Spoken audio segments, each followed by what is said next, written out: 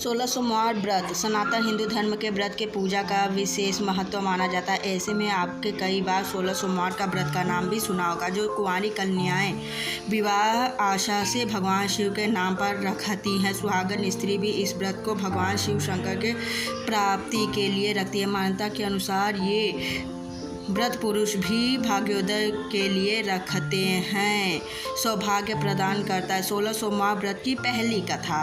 प्राचीन समय में एक नगर में एक धनवान साहूकार रहता था, जिसके घर में किसी प्रकार की कोई कमी नहीं थी, परंतु उसका कोई पुत्र नहीं था, जिसके कारण वह काफ़ी दुखी रहता था। दिन रात यही चिंता सताती रहती कि ऐसे वह पुत्र पाने की कामना में सोमवार भगवान शिव का व्रत करता है, पूजन किया करता है। शाम के समय मंदिर में जाकर भगवान शिव के सामने दीपक जलाता है। उसे इस भक्ति को देखकर देवी माँ पार्वती शिव जी से कहा कि यह साहूकार अपना बहुत बड़ा भक्त है, सदैव आपका व्रत पूजा बड़ी श्रद्धा के साथ करता है, इसकी मनोकामना पूर्ण करनी चाहिए। शिव जी ने कहा, हे पार्वती, यह संसार कर्म क्षेत्र है और जैसे किसान खेत में जैसा बीज बोता है वैसा ही फल काटता है, इस तरह संसार व्यक्ति जैसा कर्म करता है उसी तरह फल भोगता है। पार्वती जी ने अत्यंत आग्रह से कहा, प्रभु, जब यह आपका इतना बड़ा भक्त है तो अगर आप इसकी दुख दूर नहीं करेंगे, दयालु होते हैं, उनको दुखों को हमेशा दूर करते हैं, यदि आप ऐसा नहीं करेंगे तो मनुष्य आपकी सेवा व व्रत क्यों करेगा। पार्वती जी के ऐसा आग्रह पर शिव जी बोले, हे पार्वती, इसके कोई पुत्र नहीं है, इसी चिंता में अत्यंत दुखी है, इसके भाग्य पुत्र होने पर इसका पुत्र की प्राप्ति का वर दे सकता हूँ, लेकिन पुत्र केवल 12 वर्ष तक जीवित रहेगा, इसके पश्चात वह मृत्यु को प्राप्त हो जाएगा, इससे अधिक तो मैं कुछ और नहीं कर सकता। यह बातें साहूकार सुन रहा था, इससे उसे बड़ी प्रसन्नता न हुई, दुख हुई। वह पहले की तरह ही शिवजी के महाराज का व्रत और पूजन करता रहा। कुछ समय व्यतीत होने पर साहूकार की स्त्री गर्भवती हो गई और 10वें महीने उसके शुद्ध पुत्र प्राप्त हुई। साहूकार के घर में बहुत खुशी मनाई, परंतु साहूकार ने अपनी केवल 12 वर्ष की आयु जानकर अधिक प्रसन्नता प्रकट नहीं की और न ही किसी को यह भेद बताया। जब वह बालक 11 वर्ष का हो गया तो उस बालक को माता ने अपने पिता के विवाह आदि के लिए आग्रह किया। साहूकार ने कहा कि पहले मैं इसे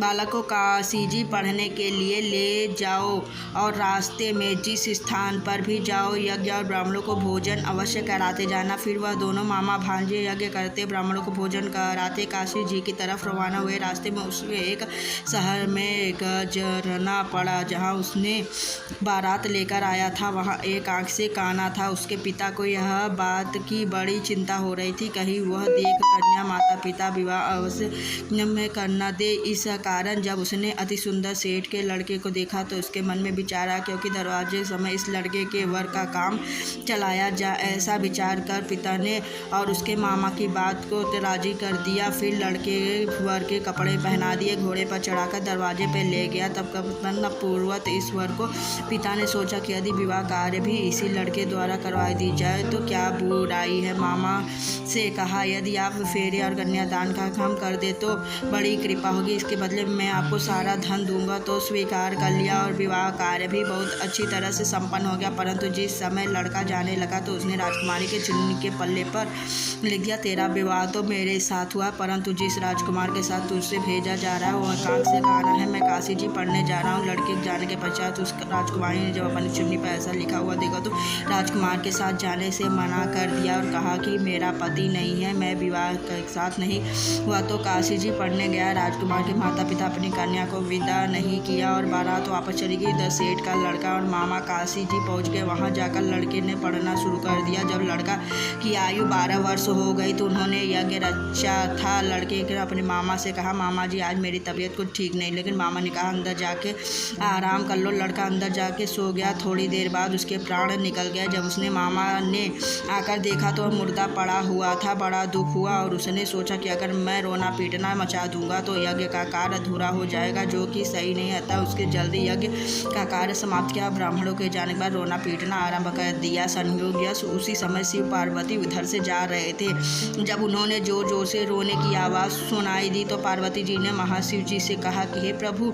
कोई दुखिया बहुत कष्ट में है। जब शिव जी पार्वती जा रहे थे तो देखा कि एक लड़का मुर्दा पड़ा हुआ था। पार्वती जी ने कहा, न लगी महाराज, यह तो उसी सेठ का लड़का है, आपके वरदान से पैदा हुआ था। प्रभु इस बालक को और आयु दो, नहीं तो इसके माता पिता तड़प तड़प कर मर जाएंगे। पार्वती जी के बार बार आग्रह करने पर शिव जी ने उसको जीवन दान का वरदान दे दिया। भगवान शिव जी की कृपा लड़का फिर से जीवित हो गया। उसके बाद शिव जी और पार्वती जी कैलाश की ओर चल दिए।